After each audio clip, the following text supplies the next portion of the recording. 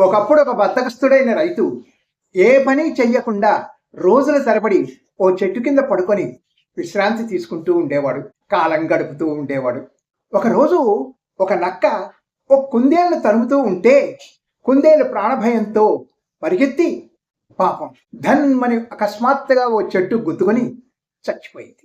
గబుక్కన లేచి ఆ రైతు ఆ చచ్చిపోయిన కుందేళ్ళు తీసుకుని ఇంటికి పోయి హాయిగా కుందేళ్ళు వండుకొని సుష్టుగా తిని దాని చర్మం అమ్ముకొని 2-3 రోజులు గడిపేశాడు. ఆహా, ఆ సోమరి రైతు ఆహా, ఇలాగే రోజుకో కుందేలు చనిపోతే ఎంత ఆనందంగా ఉంటుంది, ఎంత బాగుంటుంది, నేను అసలు పనే చెయ్యక్కర్లేదు అనుకున్నాడు.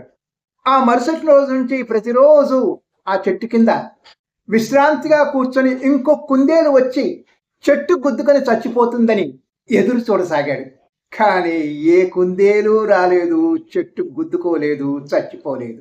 అప్పుడెప్పుడో కుందేలు అకస్మాత్తుగా చనిపోయి దొరికిందని పొలంలో పనులు మానేసి ఆత్మహత్య చేసుకునే కుందేళ్ల కోసం సమయాన్ని వృధా చేసుకోవడం అవివేకం కాదా?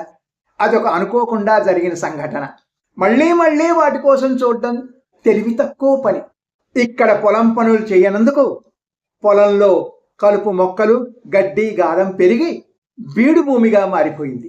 ఇంట్లో తిండి గింజలు లేక ఆకలికి అలమటిస్తున్నారు, మలమల మాడిపోతున్నారు.